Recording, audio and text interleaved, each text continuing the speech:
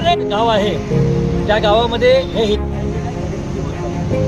अरे या आंबेडकरांचं करायचं काय? खाली मुठीवर पाय. या पाटलांच्या पोराचं करायचं काय? खाली मुठीवर पाय. अरे या पाटलांच्या मुलांचं करायचं काय? गाव आहे त्या गावामध्ये हे हिटलर त्या ठिकाणी राहत असतात. त्याचं गाव आहे ते हानगर.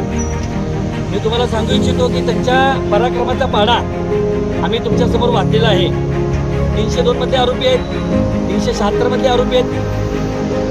वन विभागाचा घोटाळा त्यांनी केलेला आहे, मध्यवर्ती बँकेचा घोटाळा त्यांच्यामध्ये आहे.